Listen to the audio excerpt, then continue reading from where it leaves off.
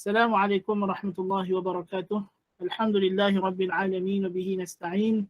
Wassalatu wassalamu ala khatamil anbiya'i wal mursalin nabiyyina Muhammadin wa ala alihi wa sahbihi ajma'in. Amma ba'du. Kita menyambung perbincangan kita dalam bab al-qada' wal qadar dan berbaki beberapa isu. Iaitulah beberapa kesan yang berlaku disebabkan khilaf perbincangan di antara ahli sunnah wal jamaah dengan kelompok qadariyah dan yang sewaktu dengannya dan jibriyah dan yang sewaktu dengannya. Antara isu-isu yang berbangkit ialah pada menyatakan makna dan hakikat hidayah dan idlal. Ini adalah perkara yang paling utama dalam perbincangan qada dan qadar, ialah apa hakikat makna Allah memberi hidayah dan apa hakikat Allah menyesatkan. Apa makna? Dan ini perlu kita fahami apabila kita memahami maratib al-hidayah. Makna hidayah yang datang dalam Al-Quranul Karim. Ya. Hidayah dalam Al-Quranul Karim, kata para ulama, setelah mana dilakukan istiqra' dan tatabbu'. Istiqra' dan tatabbu' ni maknanya ditelusuri satu persatu setiap ayat dalam Al-Quran yang menceritakan berkenaan dengan Allah memberi hidayah, Allah menyesatkan dan sebagainya, maka ulama ahli sunnah wal jamaah mendapati, bukan berpendapat, mendapati. Ini adalah hakikat.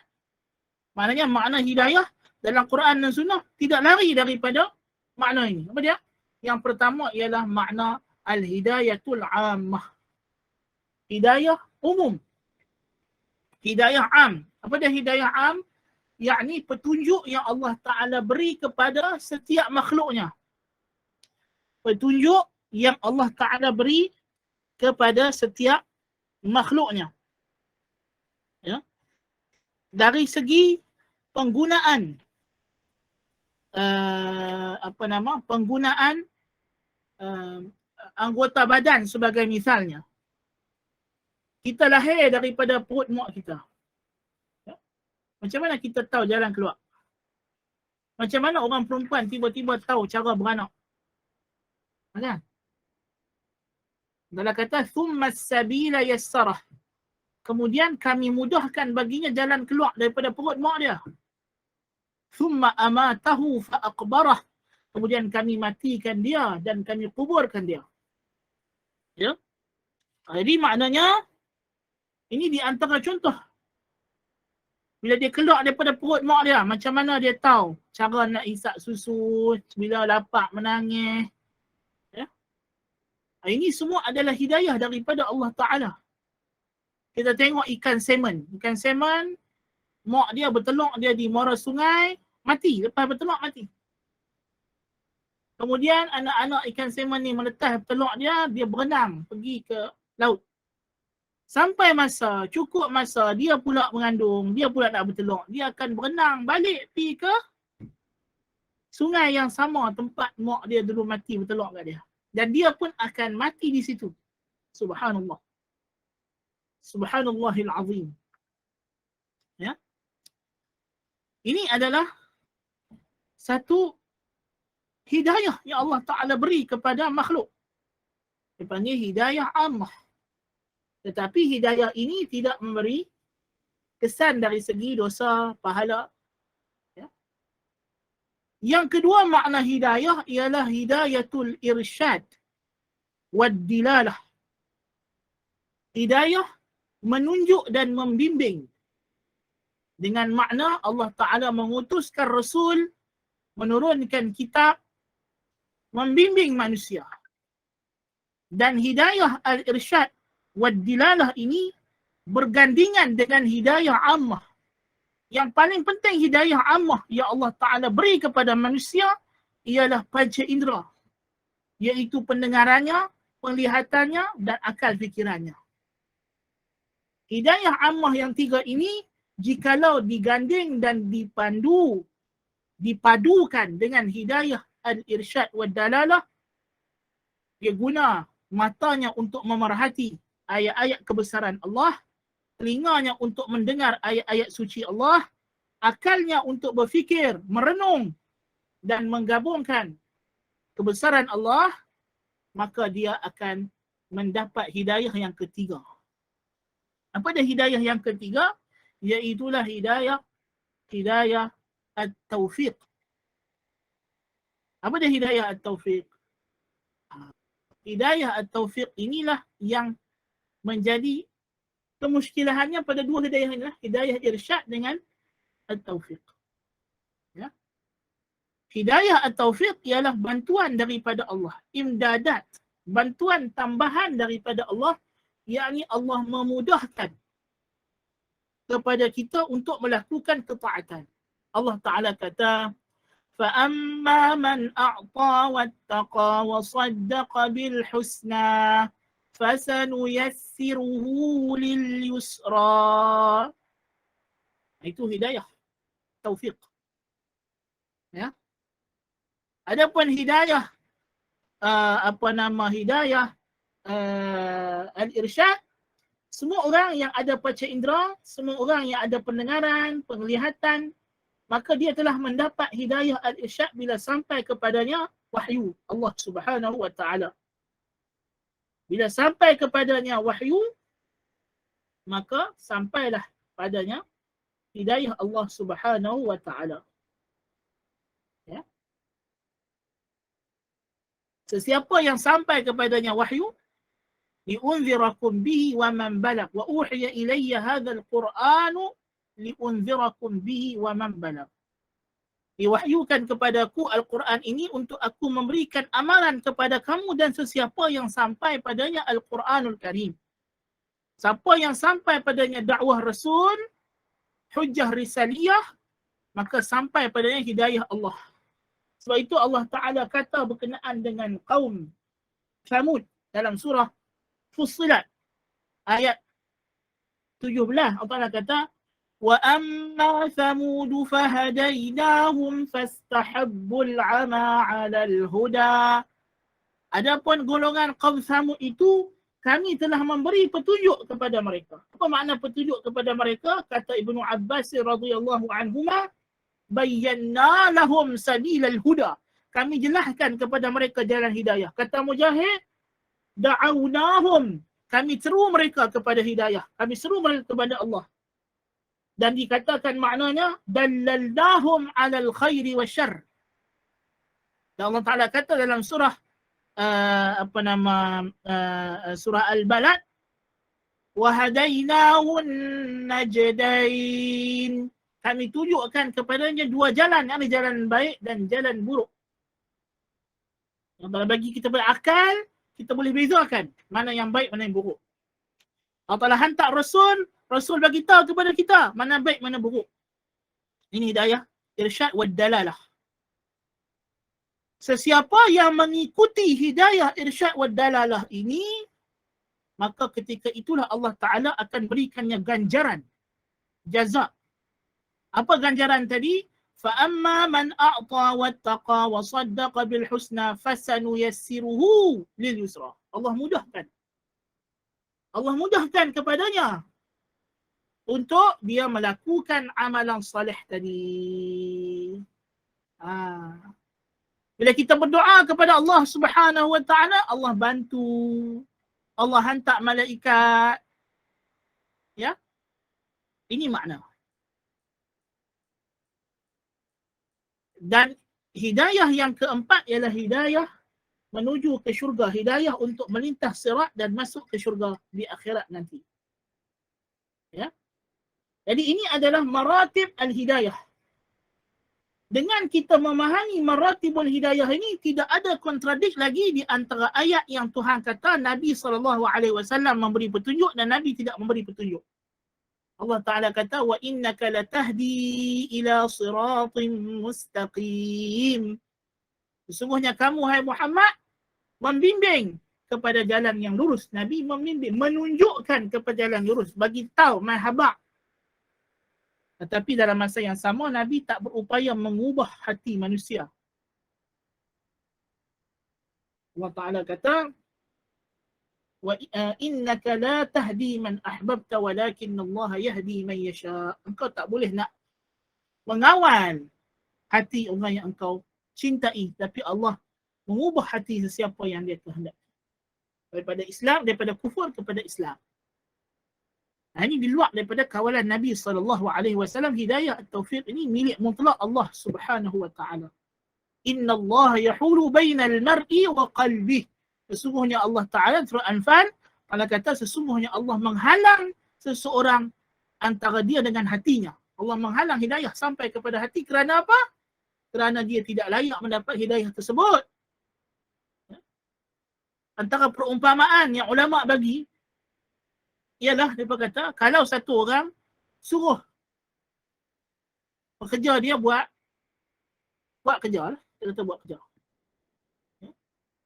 Atau cikgu suruh pelajar dia buat study, belajar. Dan pelajar ini memang sudah diberi kemampuan untuk belajar. Pekerja tadi dia ada kemampuan untuk buat kerja. Dibekalkan kepada mereka alat-alat. Katalah kita suruh orang kampung untuk buat gotong royong. Tok Mengulu kata, ni saya sediakan alat-alat untuk menyapu, alat untuk mop, alat untuk scan. Dah ada lah, semua dah bagi. Dan yang datang tu semuanya ada kaki, tangan, boleh bangkit, boleh bergerak. Ya. Tapi ada di kalangan mereka yang bersungguh-sungguh nak buat kerja. Tadi ada yang ditolong, dibantu. Dia dah bangkit dah nak pergi ambil penyapu tadi. Kan? Jadi kita tolong suruh dekat dia penyapu. Kan? Dia tengah duk tonyoh lantai. Kita mai tolong dia. Kan? Pasal apa? Pasal dia buat kerja. Tapi ada hak yang malas, yang tak mau bergerak beberapa tempat duduk dia. Mai saja nak duduk saja, tak mau gerak. Adakah menjadi kewajipan pada Tok Mengulu untuk bagi dekat dia penyapu? Tak wajib jadi kewajipan. Kalau Tok Mengulu tak bagi penyapu pun, tak salah, tak zalim. Walillahil mathalul a'la. Allah Ta'ala bila dia tak tolong Abu Lahab mendapat hidayah, adakah Allah Ta'ala zalim? Tak zalim. Kerana yang pertama, hidayah taufik ialah ganjaran kepada sesiapa yang telah melaksanakan hidayah al-irsyad wad dalalah. Kalau dah dia tak mencurahkan tenaganya, usahanya, kemampuan yang Allah dah beri kepadanya untuk memahami ayat-ayat Allah, dia yang tutup pintu hati daripada awal, Allah menghalang daripadanya hidayah taufik. Itu bukan kezaliman. Itu bukan kezaliman. Kerana Allah Ta'ala tidak menghalangnya daripada sesuatu yang menjadi hak orang tersebut. Allah Ta'ala bila dia tak beri Abu Lahab masuk Islam, adakah masuk Islam itu sesuatu yang dimiliki oleh Abu Lahab, yang kalau dia tak dapat maka kita anggap Allah Ta'ala telah menghalang dia daripada haknya? Tidak. Tidak. Memudahkan dia untuk memeluk Islam, melapangkan dadanya kepada Islam. Wa man yurid an yudil yahdiyahu yashrah sadrahu lil Islam. Dilapangkan dada Islam. Ini adalah ganjaran. Ganjaran, bukan hak. Ya, bukan hak. Dan Allah memberikan ganjarannya kepada siapa yang dia kehendaki. Berdasarkan kurnia dan fadilatnya. Tidak menzalimi. Tetapi bila Allah Ta'ala menyesatkan Abu Lahab, Allah sesatkan Abu Lahab, Allah tutup pintu hatinya. Allah kata, tabbat yada abi lahabin wa tabb, ma aghna anhu maluhu wa ma kasab, sayasla naran zata lahab, wa imra'atuhu hammalatal hatab, fi jidiha hablum min masad. Kata tutup pintu hati dia, Allah jadikan nar. Adakah Allah zalim? Tidak. Kerana Abu Lahab memang layak dihukum. Allah sesatkan dia kerana keadilan sebagai hukuman atas dosanya yang berpaling daripada hidayatul irsyad wad dalalah. Kan Allah Ta'ala kata dalam Al-Quranul Karim,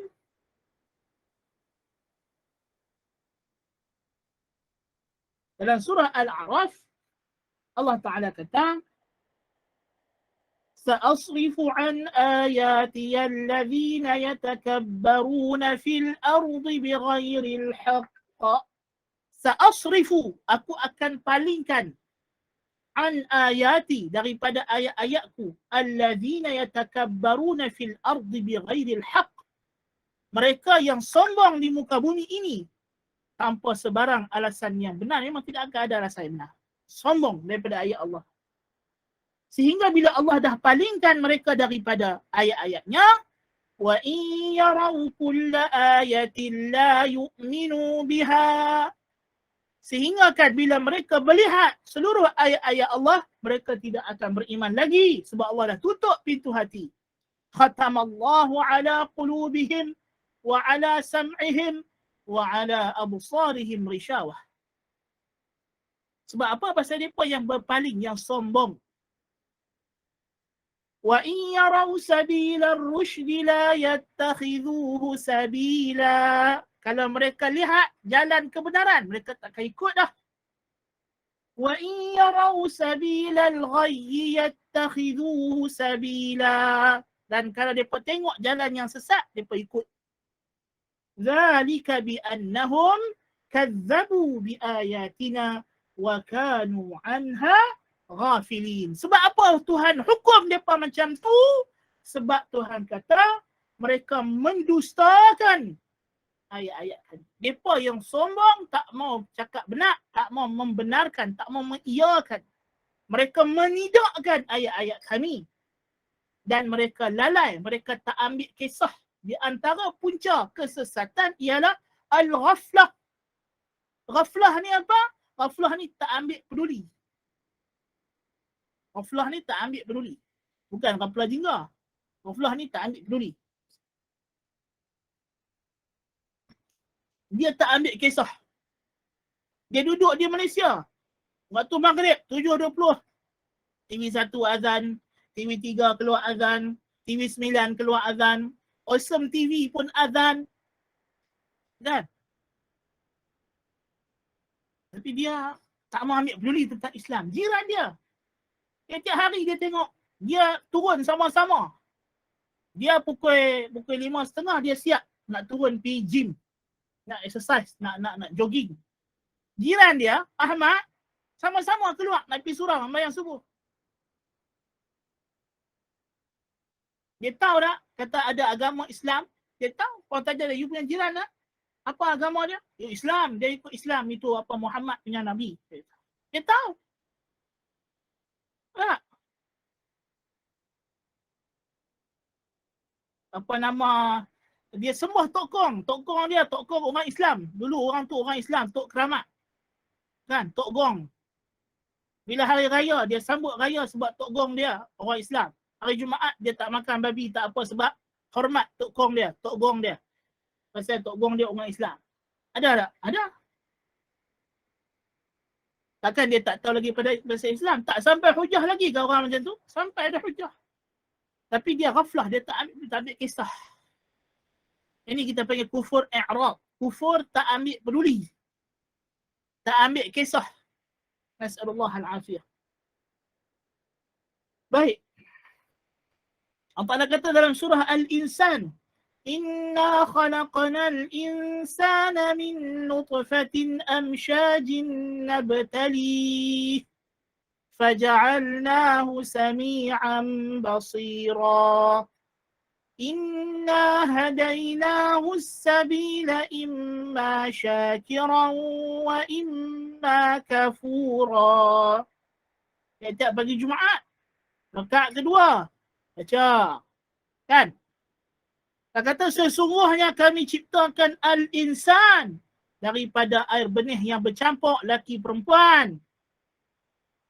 Untuk apa kami ciptakan dia? Nabtalih. Untuk kami uji dia. Uji apa? Dalam surah Al-Mulk, Allah kata, Allazi khalaqal mauta wal hayata liyabluwakum ayyukum ahsanu amala. Yang menciptakan hidup dan menciptakan mati juga untuk dia menguji kamu siapa dalam kalangan kamu yang paling elok amalannya, yang Islam.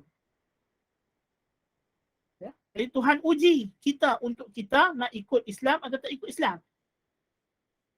Kita diberikan kebolehupayaan oleh Allah untuk ikut Islam pun boleh, tak ikut Islam pun boleh. Diuji. Macam mana bila kita masuk periksa, kita ada kemampuan, keleluasaan untuk jawab jawapan yang betul pun boleh. Kita nak jawab jawapan yang salah pun boleh. Soalan A, soalan 1, jawapan dia A. Boleh tak kita nak jawab B? Boleh. Tak ada lah pula bila kita nak jawab B, tiba-tiba pensel kita tak keluar nak buat. Tak ada. Tiba-tiba bila kita nak jawab A, nak jawab B, tangan kita tak boleh gerak. Dia hanya boleh pergi dekat A. Tak ada. Memang cikgu buat soalan, dia memang bagi pilihan A, B, C, D.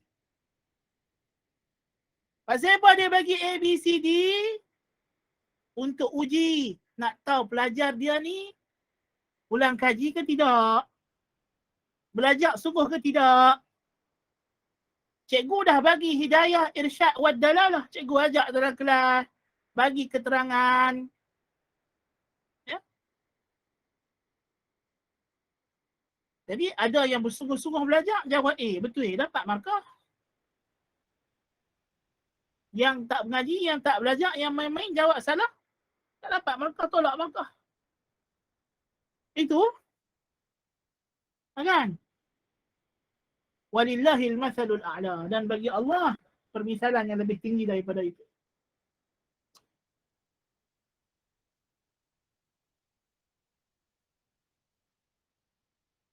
Lalu Allah kata, faja'alnahu sami'an basira. Kami jadikan dia boleh mendengar dan melihat. Kami bagi dekat dia alat. Dalam surah Al-Mulk, Allah kata, huwallazi ansha'akum wa ja'ala lakumus sam'a wal absara wal af'idah. Qalilan ma tashkurun. Dia yang menjadikan kamu. Dia beri kepada kamu pandangan mata dan telinga pendengaran dan akal, jantung hati untuk berfikir.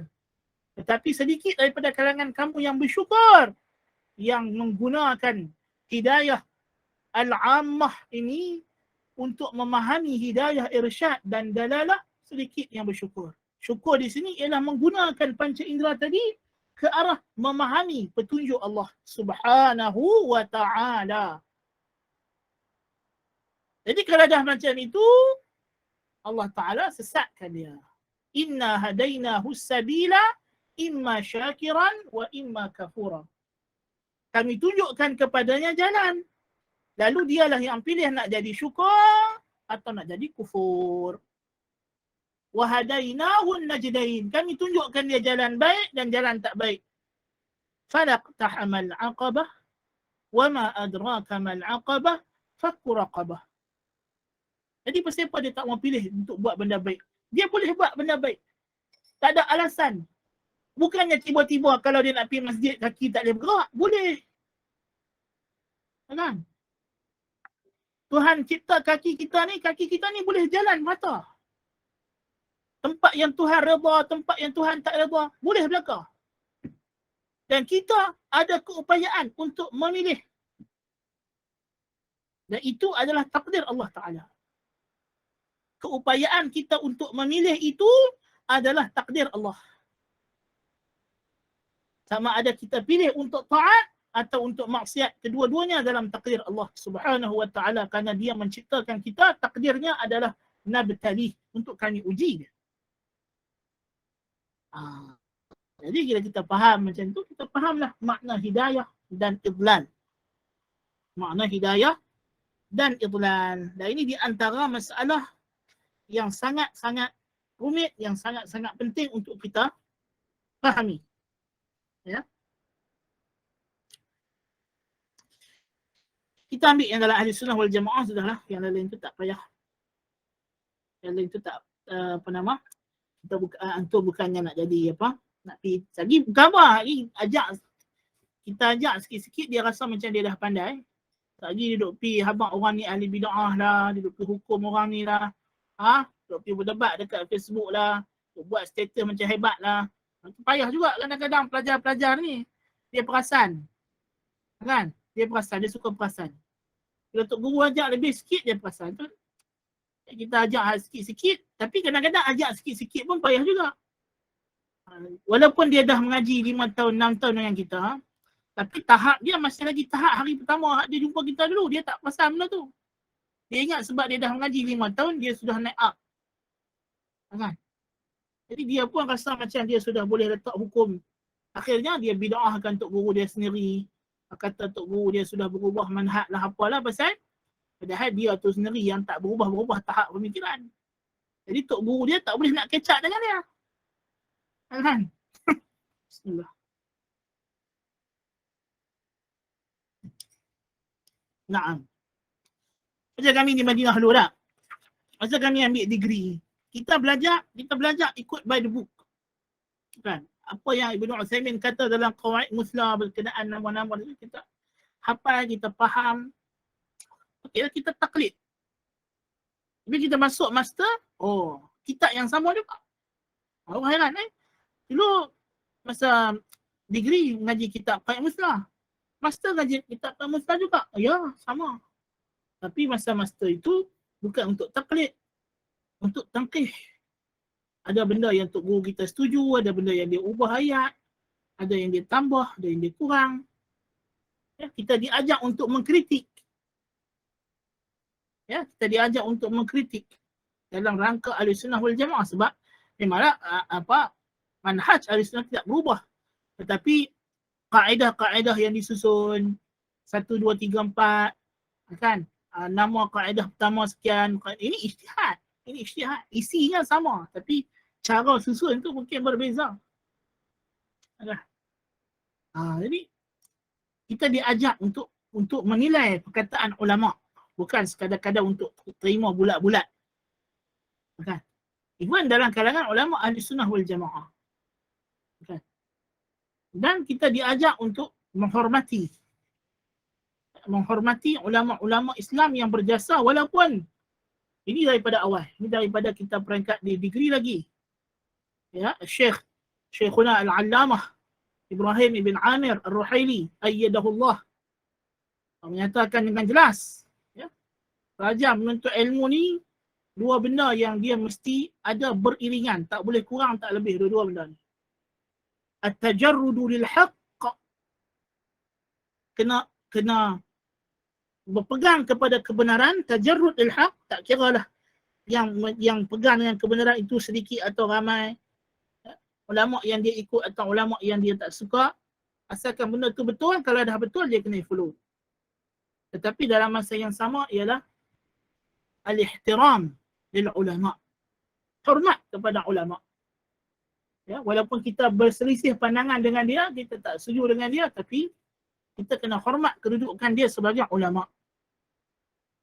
Walaupun mungkin dia ada pandangan-pandangan yang menyelisihi ijma' Ahlussunnah wal Jamaah.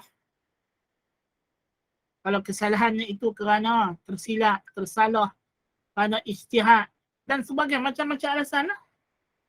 Kan? Dan perkara ini telah diajak kepada kita oleh ulama-ulama Ahlussunnah wal Jamaah secara teori dan praktikal. Teori dan praktikal. Ya? Jadi ini benda-benda yang kita kena perhatikan. Balik bercerita kita tadi ni, kita faham yang Ahlussunnah wal Jamaah ni membolehkan kita beramal untuk diri kita sendiri. Tak, itu yang penting. Baik. Jadi kita dah faham masalah al-hidayah wal idlal. Kita boleh baca serba sedikit, nak akan bacakan mana perkataan Ibn Qayyim rahimahullah.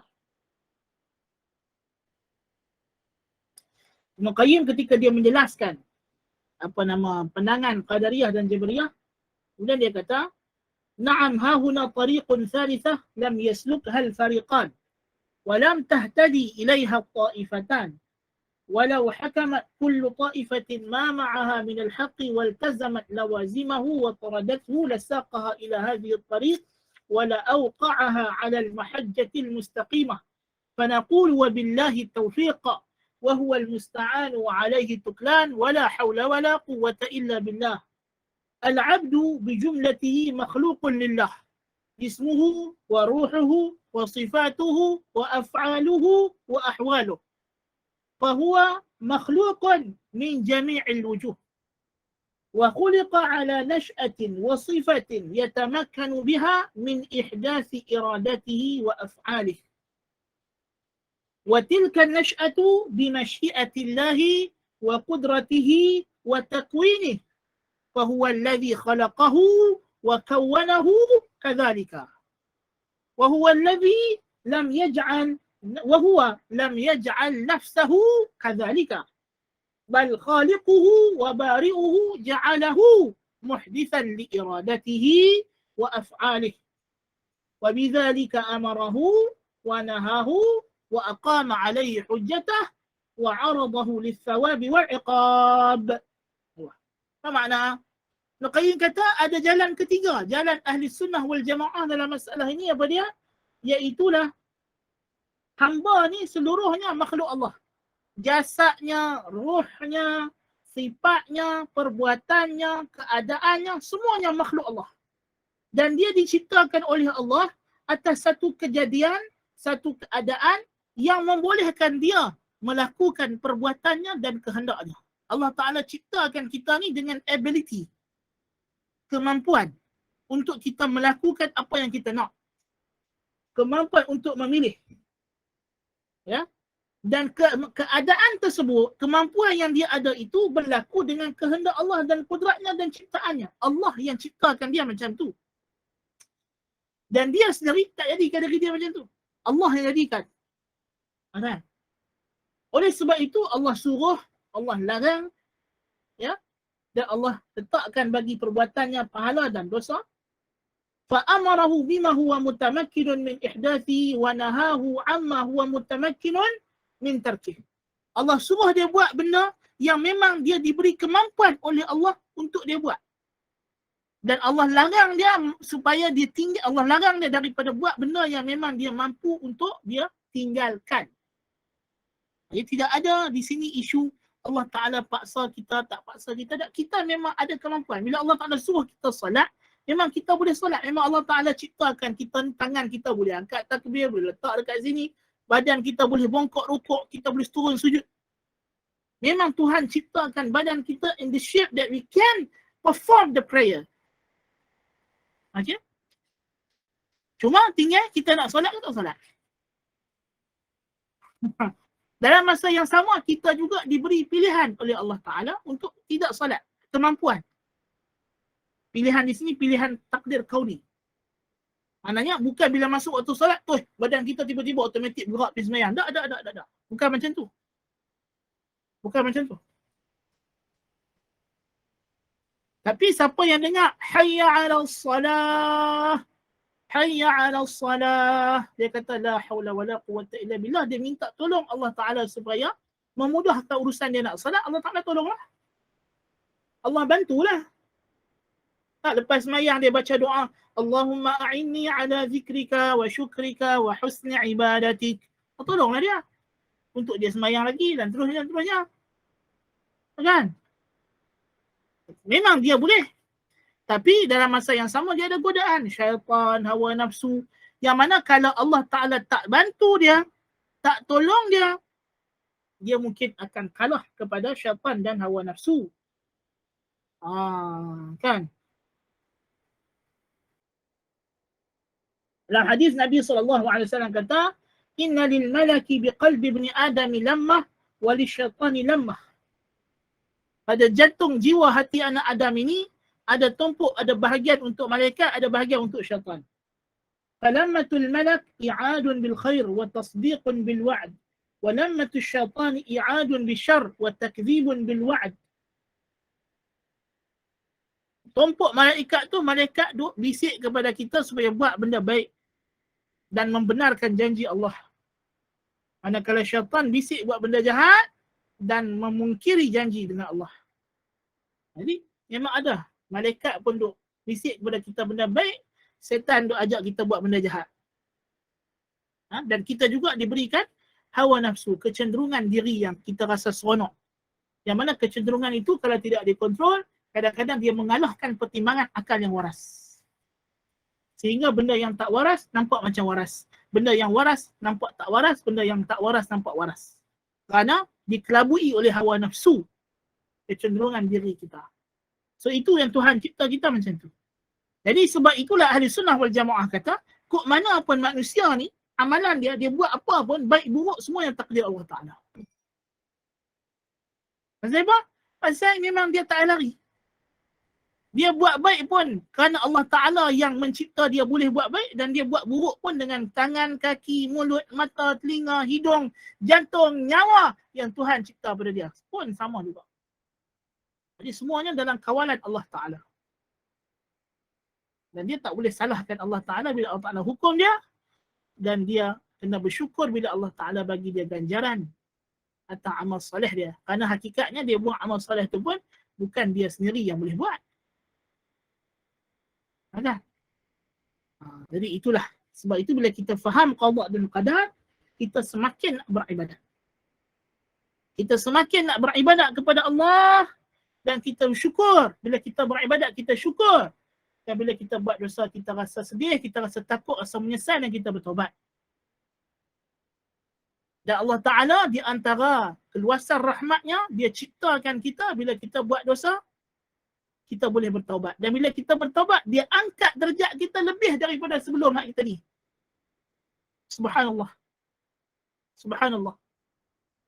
Ya? Jadi ini di antara rahmat Allah Subhanahu wa Ta'ala kepada kita. Kalau kita faham betul-betul qada dan qadar, kita akan jadi orang yang rajin bekerja, rajin beribadat, tidak putus asa daripada rahmat Allah, dan sentiasa bertaubat kepada Allah Subhanahu wa Ta'ala. Naam. Baik, jadi sekadar itu dulu untuk hari ini. Kita ambil yang berpada-pada. InsyaAllah ada lagi satu isu yang anda suka nak ambil berkenaan dengan qada dan qadar ini, ialah mushkilatus syarq, dan beberapa persoalan yang anda rasa penting untuk diketahui, yang sudah dianggap pengetahuan berkenaan perkara tersebut menjadi penting pada zaman kini, sebab banyak syubhat-syubhat. Apa kita panggil syubhat apa? Syubhat etis, liberal, etis especially ya. Terutamanya di kalangan anak-anak remaja, anak-anak muda. Mana tahu ya, nanti anak kita main tanya kita soalan-soalan, anak kita hantar pergi merata, dia pergi jalan dengan kawan dia buka tengok YouTube, dia buka internet, buka TV1, TV2, TV3, macam-macam siaran dia tengok. Kita kalau kita kawal kat mana pun, syubhat tu sekarang ni sudah, kita hanya boleh tutup pintu, tapi dinding, tingkap semua sudah roboh. Ya. Jadi kita kat mana pun, satu-satunya jalan yang berbaki ialah kita kena ada preparation, kita boleh jawab. Supaya dia tidak kita membiarkan anak kita daripada terus tertanya-tanya. Bukan lagi sekarang, bukan lagi zaman kita nak kongkong, kita nak kekang daripada bertanya. Bahkan itu mungkin satu perkara yang berbahaya. Kalau kita tak bagi dia bertanya, sedangkan syubhat tu sudah pun melekat dalam hati dia, lebih bahaya. Ya, nasallallahu al-afiyah. Yang penting kita sebagai mak bapak, kita boleh jawab dan memberikan penerangan yang hak kepada dia. Itu adalah cara yang terbaik. Naam. Baik. Aqulu qawli hadha wa astaghfirullah al-azim li wa lakum. Subhanakallahumma bihamdika asyhadu an la ilaha illa anta astaghfiruka wa atubu ilaik. Wa sallallahu ala nabiyyina Muhammad wa ala alihi wa sahbihi ajma'in. Assalamualaikum warahmatullahi wabarakatuh.